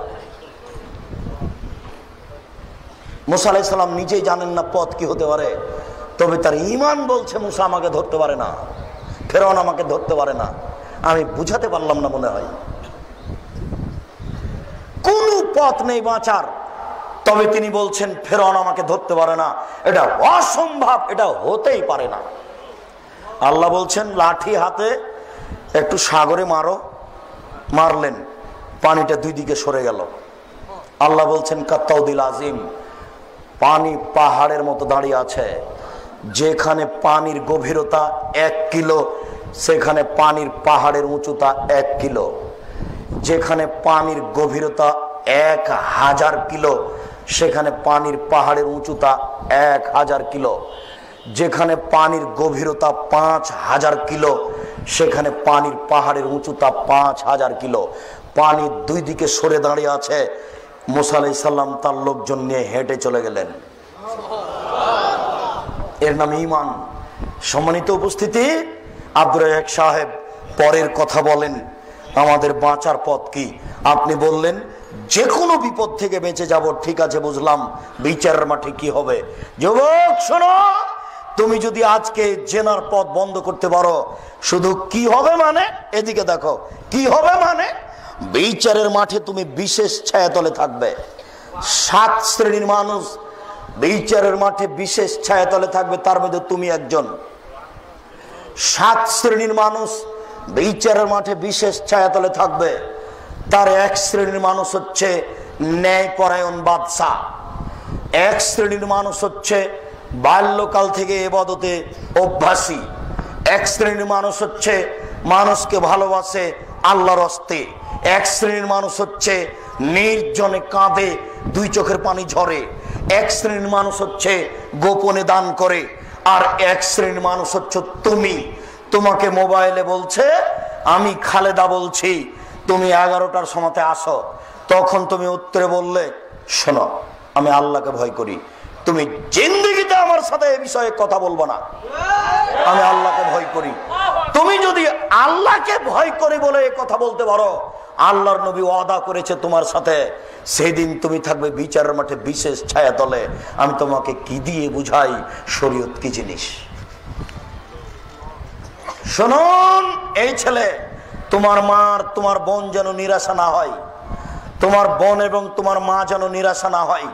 আমি যতই কঠিন করে বলি না কেন, আমি আসলে ব্যক্তিগতভাবে কিছু বলিনি, দুঃখিত, আমার কিছু করার নেই। আল্লাহর নবী এইভাবে কঠিন ভাবে বলেছেন। আল্লাহ নবী বলছেন, ইন্নাল মারাতা তুকবিলু ফি সূরাতি শায়তান ওয়া তুদবিরু ফি সূরাতি শায়তান, নিশ্চয় মহিলা শয়তানের বেশ ধরে আসে, শয়তানের বেশ ধরে যায়। বলো কে? তোমার বোন। ওই যে এখন দোকানে দাঁড়িয়ে আছে, ওই যে তোমার বোন দাঁড়িয়ে আছে। বলো ওর বাপ নাই, বলো ওর ভাই নাই, বলো ওর লজ্জা আছে, বলো ওর শরম আছে, বলো ওর হায়া আছে, বলো ওর ইতস্তত বোধ আছে, বলো তার বোধগম্য আছে, বলো তার বোধোদয় আছে, বলো সে মানুষ, ও মানুষ একটা, ও জাতিকে জেনা করিয়ে জাতিকে জাহান্নামে ঠেলে দিয়ে নিজেকে ব্যবসা করে রুজি উপার্জন করতে চাই, সে নিজের বিদ্যা দেখাতে চাই। ও বন্য, ও বর্বর, ও অসভ্য, ও অশিক্ষিতা, ওর বোধোদয় নেই, ওর বোধগম্য নেই। ওই বেশ্যালয়ের মেয়ের কারণে আজকে মানুষ নির্দ্বিধায় জাহান্নামে চলে যাচ্ছে। তুমি বলো কি জাহান্নামে যাওয়ার এগুলি সবচেয়ে বড় পথ? তুমি বলো কি আল্লাহ রাসূল সাল্লাল্লাহু আলাইহি সাল্লাম বলছেন, ওই মহিলা, যেই মহিলা সাজসজ্জা গ্রহণ করে পুরুষের পাশ দিয়ে গেল, ও ব্যভিচারিণী, ও ব্যভিচারিণী, ও ব্যভিচারিণী। আল্লাহর নবী এই কথা কেন বললেন? তিনি বললেন, মা তারাক্তু বাদি ফিতনাতান আযারা লিরাজালি মিনান নিসায়ে, আমার জীবনে ছাড়িনি কোনো বস্তু যেটা পুরুষের জন্য বেশি বিপজ্জনক হতে পারে নারীদের চেয়ে। আমার জীবনে ছাড়িনি কোনো বস্তু যেটা পুরুষের জন্য বেশি বিপজ্জনক হতে পারে নারীদের চেয়ে। আমার জীবনে ছাড়িনি কোনো বস্তু যেটা পুরুষের জন্য বেশি বিপজ্জনক হতে পারে নারীদের চেয়ে।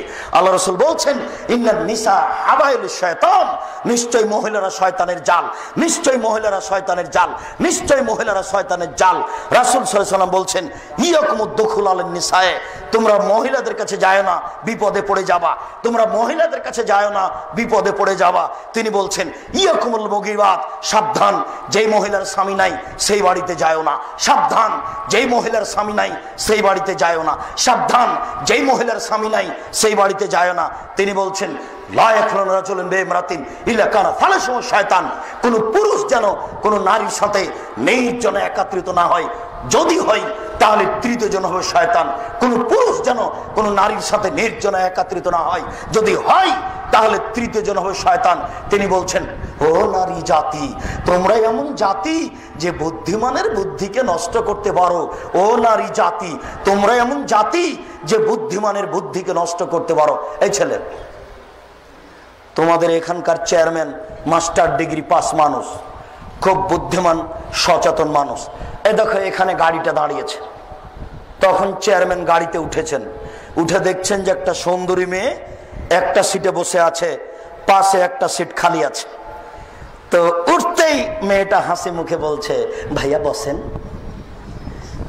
এক ভাইয়াতে তোমার চেয়ারম্যানের ইমান কোথায় হারিয়ে গেছে। আল্লাহর নবীও এই কথা বলছেন, আল্লাহর নবীও এই কথা বলছেন। এই জন্য আল্লাহর নবী বলেছেন, মহিলারা কথা বলবে কর্কশ ভাষায়। মোবাইলে রিং হচ্ছে, তোমার মা একাই আছে, বাসাতে কেউ নেই, তোমার মা সবার রিং ধরতে পাবে না।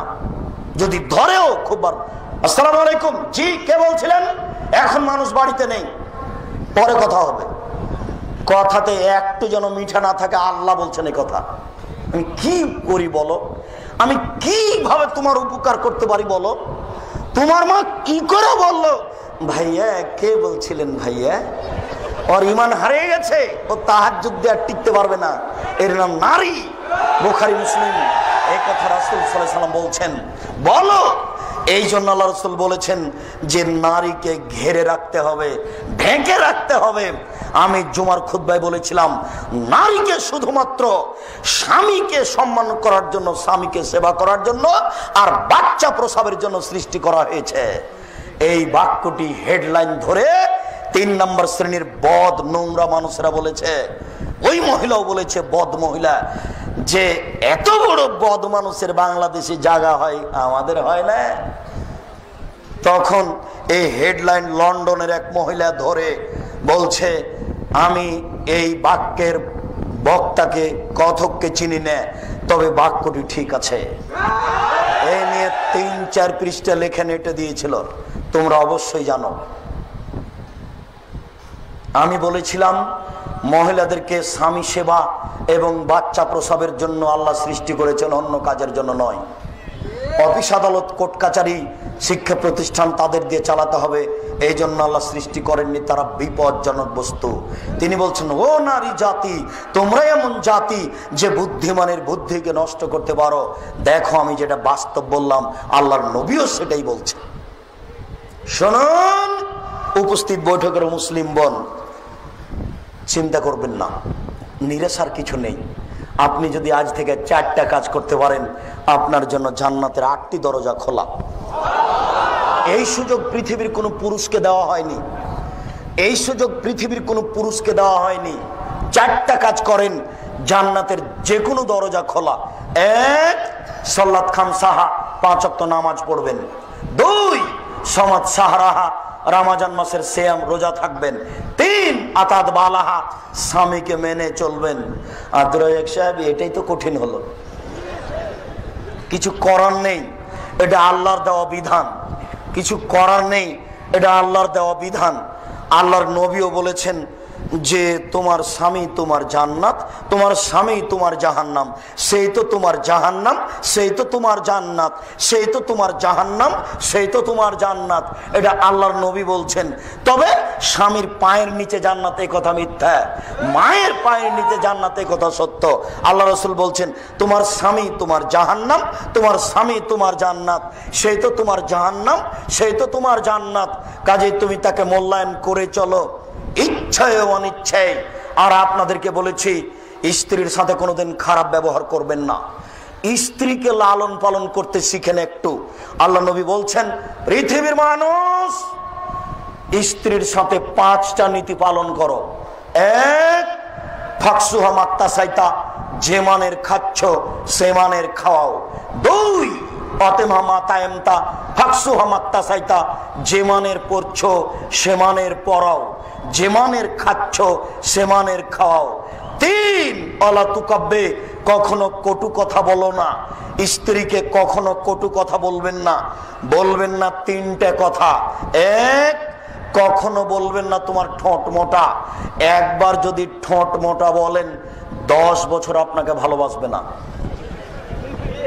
2, কখনো বলবেন না তোমার রং কালো। একবার যদি রং কালো বলেন অন্তত 12 বছর মনে থাকবে।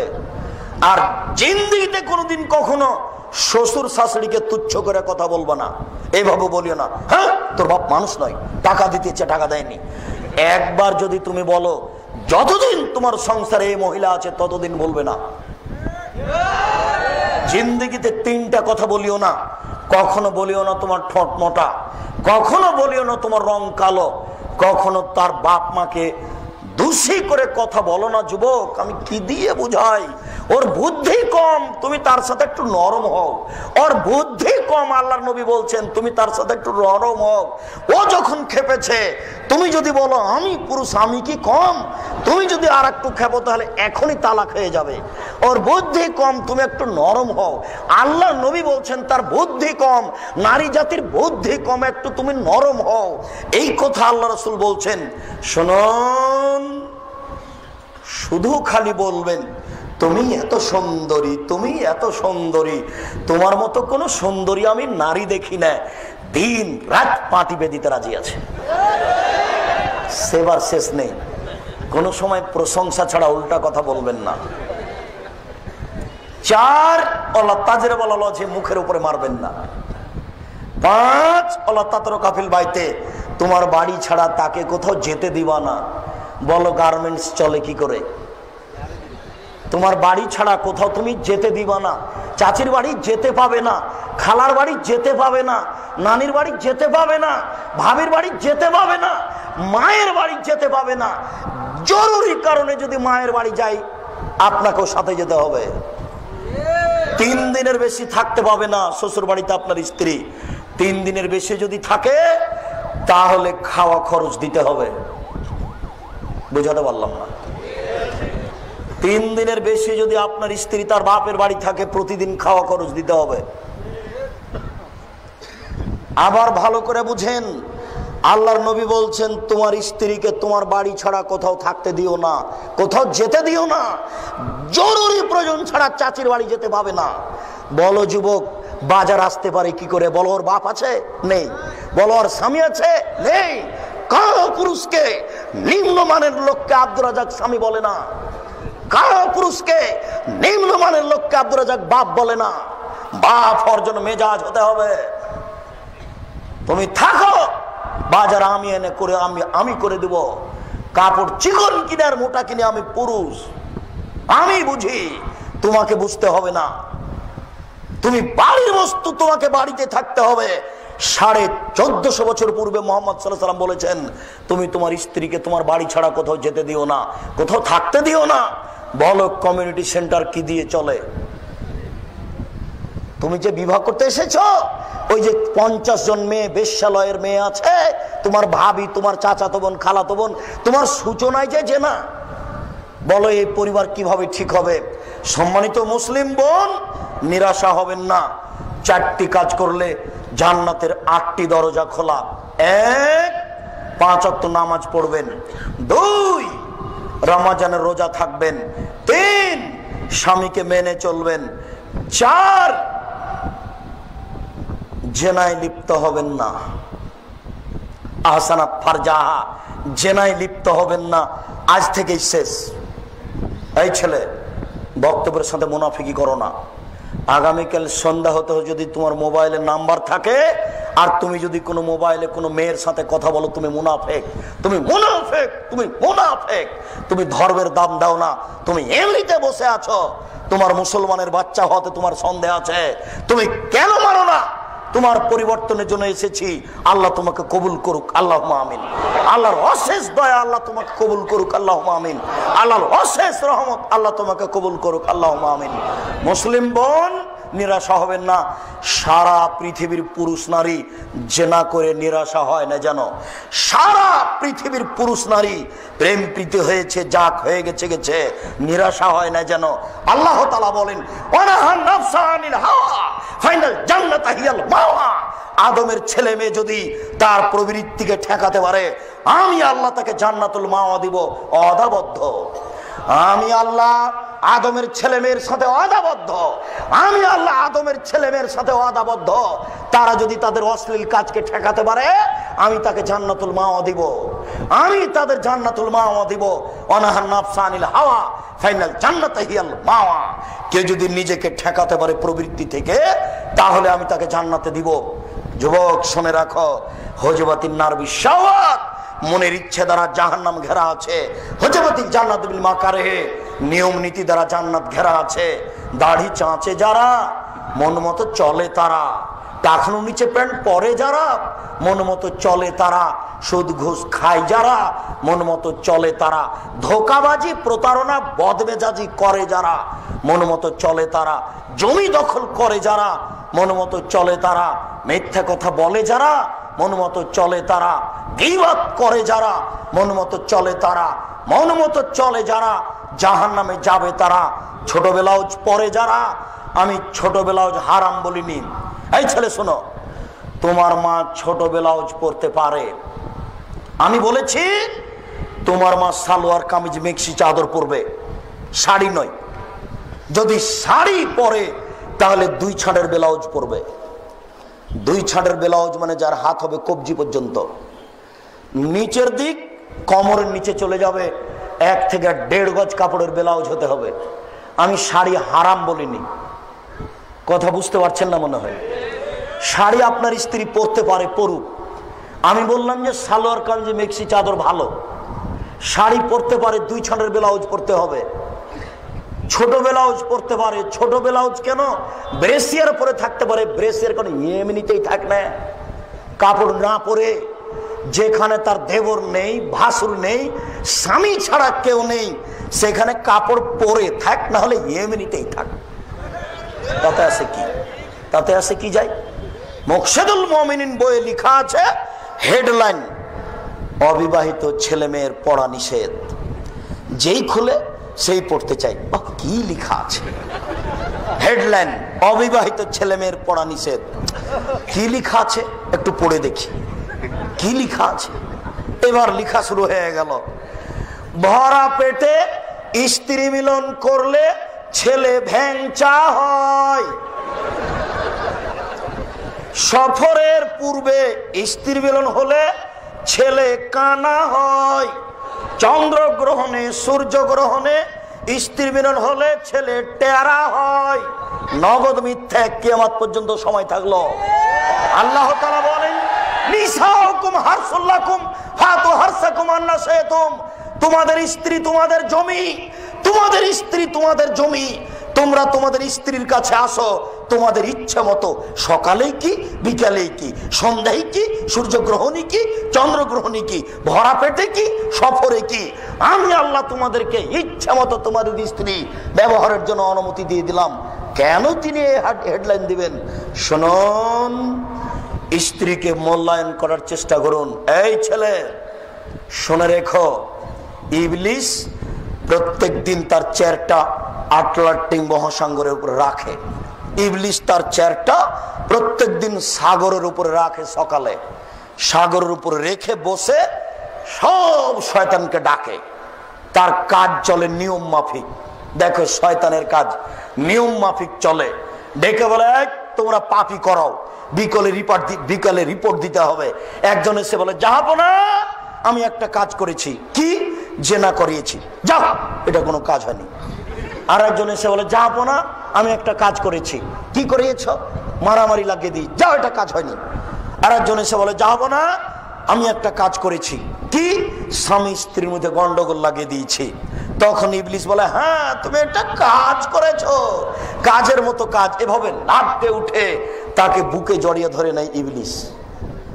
স্বামী স্ত্রীর মধ্যে গন্ডগোল পাকাতে পারলে গোটা পরিবারটা ধ্বংস। ওই স্বামীও তখন গার্মেন্টসে চলে আসবে, স্ত্রীও আসবে। স্বামী তখন জেনা করবে আরেকজন পুরুষের সাথে, মহিলা তখন জেনা করবে আরেকজন পুরুষের সাথে, আর স্বামী জেনা করবে আরেকজন নারীর সাথে। যেটা দিনরাত ঘটছে, তোমরা রক্ষা করার চেষ্টা করো। সম্মানিত দিনী ভাই, আল্লাহর অনেক দয়া, আপনি মূল্যায়ন করুন। আপনাদের দাঁড়িয়ে থাকা বসে থাকা দেখে আমি খুবই খুশি। আল্লাহ আপনাদেরকে যাজায়ে খায়ের দান করুক। আমার এই অংশে এসে আপনাদের সাথে একটা জরুরি কথা। বসো, আমি কথা শেষ করি, আপনি উঠছেন কেন? আমার একটা কথার শেষে একটা দোয়া আছে। আপনারা আমার দিনী ভাই, 10 থেকে প্রায় 15 বছর থেকে আমি ঢাকা আসি। আমরা রাজশাহী চাঁপাইনবাবগঞ্জের পল্লীর মানুষ, একেবারে গ্রাম অঞ্চলের মানুষ। আমাদের বাড়ির 3 দিকে নদী। আমার পড়াশোনা চাঁপাইনবাবগঞ্জ, নাচক, তারপর ইন্ডিয়া, তারপর শিক্ষা জীবন রংপুর, গাইবান্ধা, গোবিন্দগঞ্জ 8 বছর, তারপর 17-18 বছর চলছে রাজশাহী নওদাপাড়া। আমার কাজ, আমি শিক্ষক, নওদাপাড়া প্রতিষ্ঠানের শিক্ষক, মাদ্রাসার আমি কোরআন হাদিস পড়াই। দ্বিতীয় কাজ, আমি আত্মাহারিক পত্রিকায় ফতোয়া লিখি, 18 বছর থেকে লিখছি। তৃতীয় কাজ, আমি হাতে একটু ভাঙাচোরা লিখি। আমার তেমন কোনো বিদ্যা নেই, তবু আমার লিখার মন চাইলো এজন্য যে রাস্তাঘাটের বইগুলি প্রায় মিথ্যে। বইয়ের নাম কি করলে কি হয়, কি করলে ছাই হয়, কিছুই হয় না। বইটাই মিথ্যা, নামই মিথ্যা। আর মিথ্যা কথাই সব পরিপূর্ণ, কেউ একটা চিন্তা করে না। আমার কাছে তেমন লিখার কোনো যোগ্যতা নেই। এরপরেও বই পুস্তক সব মিথ্যা দেখার কারণে হালকা একটু হাত দিয়েছি, কিছু লিখার কাজ করি। আর আমি বক্তব্য জানি না, আমি কণ্ঠস্বরে বক্তব্য দেওয়া জায়েজ মনে করি না। আমি এক সন্ধ্যায় কোনোদিন কারো বক্তৃতা নকল করিনি। 1990 সাল থেকে মাঠে আছি। আমি কোনোদিন কাউকে বলিনি যে পথ খরচটা দিবেন পাথেও। এই 90 সাল থেকে না আজ পর্যন্ত যদি প্রমাণ হয়ে যায় যে আব্দুর রাজ্জাক সাহেব একদিন পাথেও চেয়েছিল, তাহলে আমি আর জিন্দেগিতে কোনোদিন বক্তব্য দিতে যাব না। আজকেই শেষ। শুধু তাই নয়, 90 সাল থেকে এখন পর্যন্ত আমি কোনোদিন কাউকে বলিনি যে আমার নামটা লিখার পরে লিখবেন ডবল কামেল ফার্স্ট ক্লাস, ডবল দাওয়ারা ফারেক বানারস, এটা আপনি লিখবেন। এই কথাটা আমি এই 20 বছরে কোনোদিন মুখ দিয়ে বের করিনি। যদি প্রমাণ হয়ে যায় যে আব্দুর রাজ্জাক সাহেব একদিন তার পরিচয় লিখতে বলেছিলেন, আমি আর জিন্দেগিতে কোনোদিন বক্তব্য দিতে যাব না। 2011 সাল থেকে আমি পিস টিভিতে কথা বলি। আপনি দেখেন আমার যেটুকু ভাগ সেটুকু আমি কোরআন হাদিস দিয়ে পূর্ণ করে রেখেছি। আমি ইনিয়ে বিনিয়ে হাত হিলিয়ে 5 কথা বলতে রাজি নই। আমার যেটুকু ভাগে পড়েছে সেটুকু আমি পুরো কোরআন হাদিস দিয়ে পূর্ণ করে রেখেছি। আপনি খেয়াল করবেন, যখন আমার পালা আসবে তখন আমি বলবো আবু হুরায়রা রাদিয়াল্লাহু তাআলা আনহু বলেন। আপনি খেয়াল করে দেখবেন, এইভাবেই শুরু হবে। আর যেটা টিভি টক একক বক্তব্য, সেটা 25-30 মিনিটের পুরো সময়টা আমি কোরআন হাদিস দিয়ে পূর্ণ করে রেখেছি। অপ্রয়োজনীয় কথা আমি বলার জীবনে কোনোদিন চেষ্টা করিনি। 2011 সাল থেকে আছি। কেউ যদি বলে দিতে পারে যে আব্দুর রাজ্জাক সাহেব বলেছিলেন একটু লিখিয়েন পিস টিভি বাংলা, আমি বলেছি, এই কথাটা প্রমাণ হয়ে গেলে জিন্দেগিতে আমি আর কোনোদিন বক্তব্য দিতে যাব না। কথা বুঝাতে পেরেছি? আমি স্বার্থে কোনোদিন এক পা ফেলিনি, ভবিষ্যতেও ফেলবো না ইনশাআল্লাহ। স্বার্থে কোনোদিন আমি এক পা ফেলিনি, ভবিষ্যতেও ফেলবো না ইনশাআল্লাহ। আমি প্রায় 15 বছর থেকে ঢাকা আসি, তখন থেকে ভাবছিলাম যে ঢাকায় বা ঢাকার আশেপাশে একটা বিশাল ভূখণ্ড কোথায় পাওয়া যাবে যেখানে একটা উন্নত মানের প্রতিষ্ঠান গড়া যাবে, যেখানে ছেলেরা উন্নত মানের বাংলা, ইংরেজি, আরবি শিক্ষা অর্জন করে এদেশের অন্যায়ের বিরুদ্ধে লড়বে মুখে কলমে মিডিয়ায়। এই আশা নিয়ে ঘুরতে ঘুরতে দেখলাম আপনাদের বাড়ির পাশেই কাঞ্চন ব্রিজের এই দিকে মিরপুর না কিনা মিরের বাজার পার হয়ে একটা জায়গা আছে কালনি থেকে হাতের বামে 3 কিলোমিটার ভিতরে দেবই বাজারের পাশে হাঁটাবো গ্রামের লোকেরা আমার হাতে 14 বিঘা জমি এক জায়গাতে হস্তান্তর করেছে। আমি তাদের শুকরিয়া আদায় করি, আল্লাহ তাদেরকে যাজায় খায়ের দান করুক। 2013 সালের 24শে আগস্ট রোজ মঙ্গলবার 11টার সময় এলাকার লোককে সাথে নিয়ে কাঁঠাল গাছের নিচে আমি বলেছি, আমার হাতে টাকা নাই এ কথা সত্য, এখানে প্রতিষ্ঠান গড়বে এ কথাও সত্য, গড়বে ইনশাআল্লাহ। কিভাবে গড়বে সেটা আমি জানি না, তবে গড়বে এতে আমি বিশ্বাসী, গড়বে। আমার হাতে টাকা নাই এ কথাও সত্য, এখানে প্রতিষ্ঠান গড়বে এ কথাও সত্য, ইনশাআল্লাহ গড়বে। এদেশের মাটিতে, ভারত, বাংলাদেশ, পাকিস্তানের মাটিতে, এদেশের মাটিতে সবচেয়ে উন্নত মানের প্রতিষ্ঠান করতে চাই। আল্লাহ তুমি কবুল করো, হবে ইনশাআল্লাহ। আপনি এখন যদি দেখতে যান তাহলে আপনার মনটা ঠান্ডা হয়ে যাবে। রাস্তাতে একটু ভারী লাগে, যেটুকু ভারী লেগেছে প্রতিষ্ঠানে গেলে ভারীটুকু কেটে যাবে। হাসি ছাড়া আপনি ফিরে আসতে পারবেন না। আপনাকে ভালো লাগবে আপনার বাড়ির পাশে। এখানে যেটা আমি আপনার কাছে দাবি রেখেছি সেটা হলো এই, একটু আল্লাহর কাছে দোয়া করবেন, আল্লাহ আব্দুর রাজাক সাহেব যে কাজটা করছেন এটা তুমি কবুল করো। আমি এইটুকুর আপনার মুখাপেক্ষী, বেশিরভাগ আপনি খালি বলবেন আল্লাহ আব্দুর রাজাকের এই কর্মটা তুমি কবুল করো, আল্লাহ আমিন। ওখানে কবুল হয়ে গেলে আর কেউ ঠেকাতে পারবে না, আর সম্ভব নয়। 2, আপনি পরামর্শ দিয়েন, আপনার পরামর্শ মূল্যায়ন করব। 3, ছেলে মেয়ে পাঠিয়ে প্রতিষ্ঠানকে মূল্যায়ন করবেন। 2015 সালের 3রা জানুয়ারি মেয়েদের প্রতিষ্ঠান চালু হয়েছে। ছেলে মেয়ে পৃথক স্থানে থাকে, পৃথক স্থানে খায়। সব শিক্ষক শিক্ষিকা মাস্টার ডিগ্রি পাস, বদিনা বিশ্ববিদ্যালয় থেকে পড়ে আসা, সব উচ্চ শিক্ষিত শিক্ষক। উন্নত মানের শিক্ষা দেওয়ার আমরা প্রাণপণে চেষ্টা করছি। ছেলে মেয়ের পৃথক থাকার ব্যবস্থা আছে। ভর্তি ফি এতদিন কম ছিল, আমরা মোটামুটি ভর্তি ফি বেশি না করলে মানুষ মনে করছে যে এটা মনে হয় একেবারেই সাধারণ প্রতিষ্ঠান, টাকা লাগে না কেন। পিস স্কুলে, অমুক স্কুলে ভর্তি লাগে কয়েক লক্ষ। বাপ মা তো আর বুঝে না যে এইসব প্রতারণা। মাইকেল মধুসূদন দত্ত লন্ডন গেছিল ইংরেজি শিখতে, 5 বছর বয়সে না 40 বছর বয়সে, 40-50 বছর বয়সে। আপনি আপনার দুধের ছেলেকে ইংরেজি বাংলা এভাবে শিখাবেন, এটা কি করে বুঝলেন? এই নীতি আমি বিশ্বাস করি না, আমি নগদ নীতিতে বিশ্বাসী।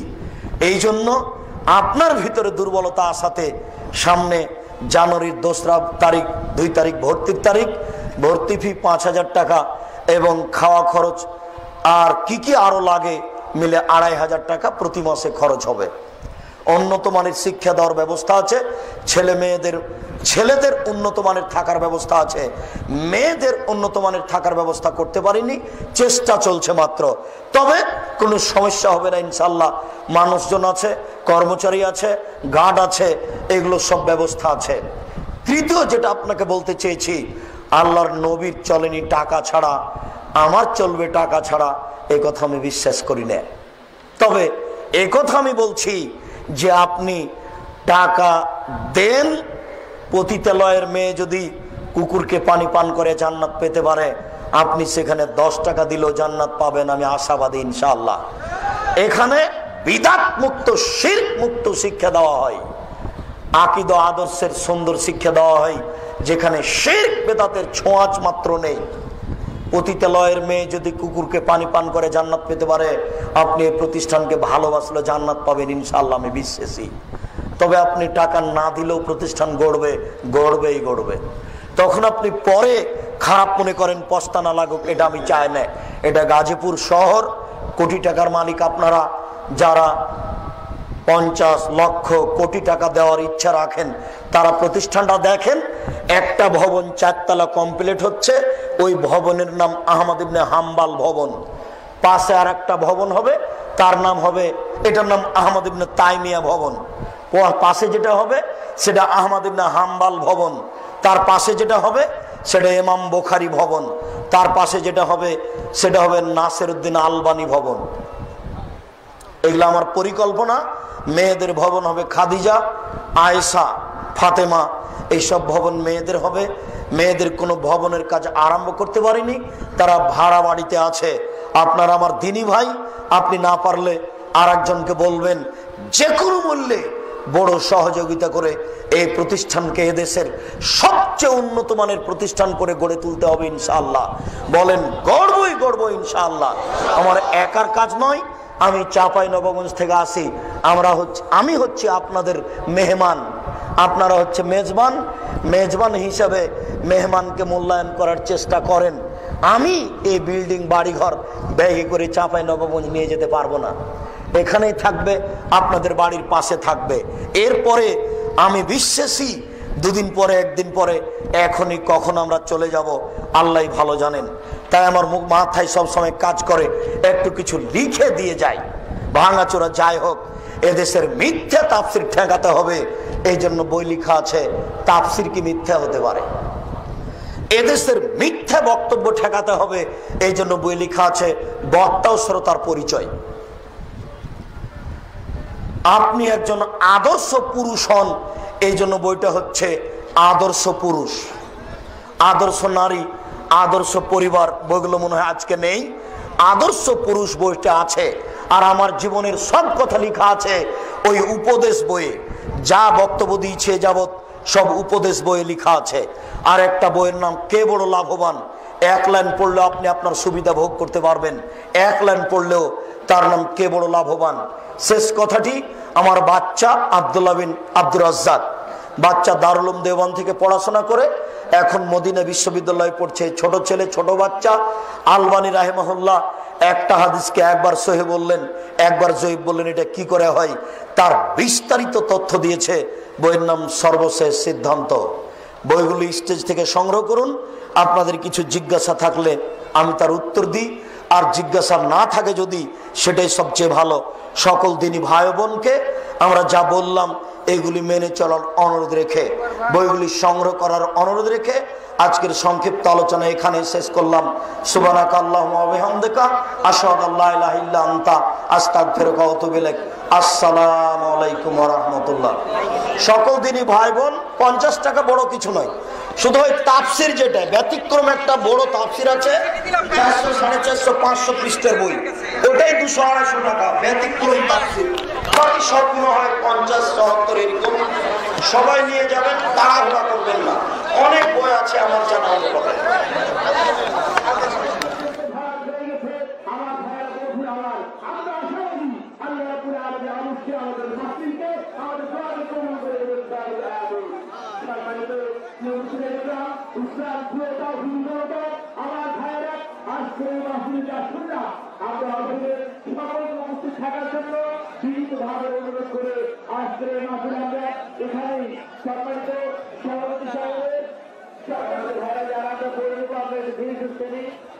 পর্যাপ্ত পরিমাণে আছে, আমাদের বই পর্যাপ্ত পরিমাণ আছে। আমরা নিউজ পেয়েছি, আমরা ধীরে ধীরে নেই, আমরা বিশৃঙ্খলা করবো না, আমরা শৃঙ্খলা বজায় রেখে আমরা ধীরে ধীরে করে নেওয়ার চেষ্টা করবো ইনশাআল্লাহ।